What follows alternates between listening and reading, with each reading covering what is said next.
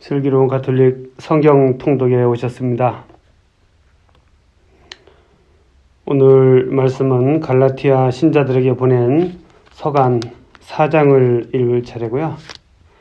바오로 사도는 계속해서 율법과 믿음에 대해서 이야기하고 있습니다. 그래서 이제는 우리가 믿음으로 감시로부터 자유로워져야 된다, 이런 이야기를 하고 있어요. 이 율법과 믿음, 새로운 시대가 되었다고 이야기하는 것이죠. 구약의 율법의 시대는 이제 지나가고 예수님께서 오심으로 인해서 믿음의 시대가 되었음을 바오로 사도는 이야기하고 있어요. 그렇기 때문에 갈라티아 공동체 문제를 일으켰던 그 일종의 율법주의, 이런 것들에 대해서 바오로 사도는 그렇지 않다고, 이제는 율법의 시대가 아니라고 이야기하고 있습니다. 그런데 이렇게 제가 이걸 읽으면서 드는 생각은 율법과 믿음, 구시대와 새시대, 구시대를 규정했었던 그런 것과 또 새로운 시대의 어떤 발전을 향한 전망, 이런 것들을 여기서 생각하게 됩니다. 그래서 보수냐 진보냐 이렇게 구분하는 건 좀 이상하긴 하지만, 어쨌든 과거의 것도 중요하긴 하지만 새로운 것을 향해서 나가야 된다. 우리는 새로운 시대를 맞이하고 있다는 것을 분명히 알아야 되고요. 그리고 지금은 과거를 지키는 것보다 더 중요한 것이 새로운 환경에 우리가 빨리 적응을 해서 미래를 만들어 나가는 것이 더 중요하다는 생각을 해요. 그래서 보수적인 생각보다는, 그리고 성경주의적인 어떤 그런 생각보다는 좀 더 진보적이고 깨어있고, 그리고 미래를 생각하는 그런 삶을 사는 것이 저는 중요하다고 봅니다. 환경 문제도 그렇고 모든 것이 코로나 바이러스로 인해서 바뀐 세상에 살아남기 위해서도 그렇다고 저는 생각을 해요. 자, 성부와 성자와 성령의 이름으로 아멘. 말씀은 바로 내 곁에 있고 내 입에 있고 내 마음에 있다. 주님, 성령의 빛으로 저희 눈을 여시어 주님의 길을 보게 하시고 저희 귀를 여시어 생명의 말씀을 듣게 하소서. 아멘.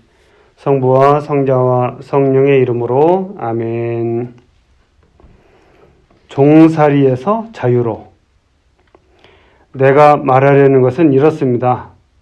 상속자는 모든 것의 주인이면서도 어린아이일 때에는 종과 다를 것이 없습니다. 아버지가 정해놓은 기간까지는 후견인과 관리인 아래에 있습니다. 이처럼 우리도 어린아이였을 때에는 이 세상의 정령들 아래에서 종살이를 하였습니다. 그러나 때가 찾아 하느님께서 당신이 아드님을 보내시어 여인에게서 태어나 율법 아래에 놓이게 하셨습니다. 율법 아래에 있는 이들을 속량하시어 우리가 하느님의 자녀되는 자격을 얻게 하시려는 것이었습니다. 진정, 여러분이 자녀이기 때문에 하느님께서 당신 아드님의 영을 우리 마음 안에 보내주셨습니다. 그 영께서 아빠, 아버지 하고 외치고 계십니다. 그러므로 그대는 더 이상 종이 아니라 자녀입니다. 그리고 자녀라면 하느님께서 세워주신 상속자이기도 합니다. 바오로 사도가 종에서 자유로, 그리고 종에서 자녀로, 또 상속자로 우리가 넘어가야 되고, 또 당연히 그렇다고 이야기하고 있습니다. 우리는 누구의 종도 아니죠. 하느님의 자녀이고 하느님의 상속자다. 대단하지 않아요, 우리가? 이런 사람들이에요. 종살이로 돌아가지 마라. 전에 여러분이 하느님을 알지 못할 때에는 본디 신이 아닌 것들에게 종살이를 하였습니다. 그러나 지금은 하느님을 알게 되었습니다. 아니, 하느님께서 여러분을 알아주셨습니다. 그런데 여러분은 어떻게 그 약하고 초라한 정령들에게 돌아갈 수가 있습니까? 그것들에게 다시 종살이를 하고 싶다는 말입니까? 여러분은 날과 달과 절기와 해를 잘도 지킵니다. 내가 여러분을 위하여 애쓴 것이 헛일이 되지 않을까 두렵습니다. 형제 여러분, 내가 여러분에게 간청합니다. 내가 여러분과 같이 되었으니 여러분도 나와 같이 되십시오. 여러분은 나에게 잘못한 적이 없습니다. 여러분도 알다시피 나는 육신의 병이 계기가 되어 여러분에게 처음으로 복음을 전하게 되었습니다. 그때 내 육신의 상태가 여러분에게는 하나의 시련이었지만 여러분은 나를 업신 여기지도 않았고 역겨워하지도 않았습니다. 오히려 나를 하느님의 천사처럼 그리스도 예수님처럼 받아들였습니다. 그런데 행복을 느끼던 여러분의 그 마음은 어디로 갔습니까? 내가 장담하건대 여러분은 할 수만 있다면 눈이라도 뽑아 나에게 주었을 것입니다. 그런데 이제 내가 여러분에게 진리를 말한다고 해서 여러분의 원수가 되었다는 말입니까? 그들은 여러분에게 열성을 기울이고 있지만 좋은 뜻으로 하는 것이 아닙니다. 오히려 여러분을 따로 떼어놓아 여러분이 자기들에게만 열성을 기울이게 하려는 것입니다. 남들이 좋은 뜻으로 열성을 기울여주는 것은 언제나 좋은 일입니다. 내가 여러분과 함께 있을 때에만 그런 것이 아닙니다. 나의 자녀 여러분, 그리스도께서 여러분 안에 모습을 갖추실 때까지 나는 다시 산고를 겪고 있습니다. 내가 지금 여러분과 함께 있으면서 다른 어조로 말할 수 있다면 참 좋겠습니다. 나는 여러분의 일을 어찌해야 할지 모르겠습니다. 그러게요.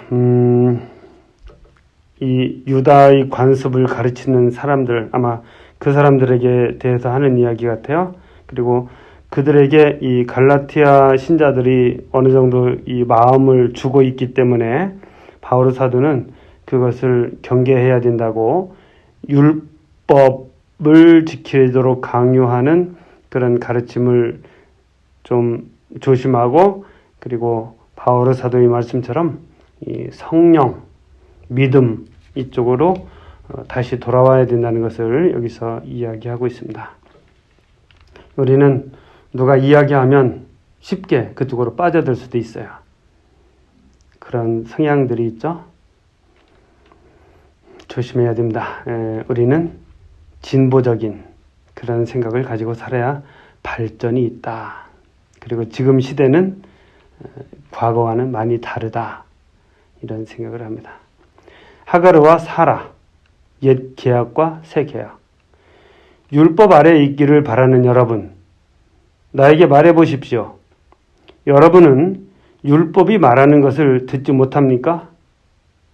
아브라함에게 두 아들이 있었는데 하나는 여종에게서 낳고 하나는 자유의 몸인 부인에게서 낳았다고 기록되어 있습니다. 그런데 여종에게서 난 아들은 육에 따라 태어났고 자유의 몸인 부인에게서 난 아들은 약속의 결과로 태어났습니다. 여기에는 우의적인 뜻이 있습니다. 이 여자들은 두 계약을 가리킵니다. 하나는 시나이 산에서 나온 여자로 종살이할 자식을 낳는데 바로 하가르입니다. 하가르는 아라비아에 있는 시나이 산을 가리키는데 지금의 예루살렘에 해당합니다.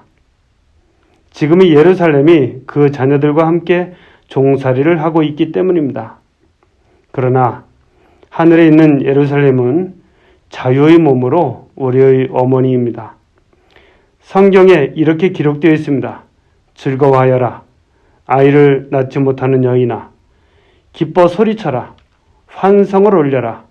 산고를 겪어보지 못한 여인아. 버림받은 여인의 자녀가 남편 가진 여인의 자녀보다 더 많기 때문이다. 이사야 54장의 말씀이네요. 형제 여러분, 여러분은 이삭과 같이 약속의 자녀입니다. 그러나 그때 육에 따라 태어난 아들이 성령에 따라 태어난 아들을 박해한 것처럼 지금도 그렇습니다. 그런데 성경은 무엇이라고 말합니까? 여종과 그 아들을 내쫓아라. 여종의 자식이 자유의 몸인 부인의 아들과 함께 상속을 받을 수는 없다. 창세기 21장 하였습니다. 그러므로 형제 여러분, 우리는 여종의 자녀가 아니라 자유의 몸인 부인의 자녀입니다. 우리는 율법의 자녀가 아니라 이 성령, 믿음의 자녀라는 것을 바오로 사도는 여기서 분명하게 이야기하고 있어요. 자, 오늘은 여기까지 하고 우리가 믿음과 성령 안에서 살아가는 그런 하루가 됐으면 좋겠습니다. 성부와 성자와 성령의 이름으로 아멘. 말씀은 내 발의 등불이요 나의 길의 빛이옵니다. 주님, 저희가 성경을 생명의 말씀으로 믿고 기도하며 살고 선포하게 하시어 언제나 성령 안에서 평화와 기쁨을 누리게 하소서. 아멘. 성부와 성자와 성령의 이름으로 아멘.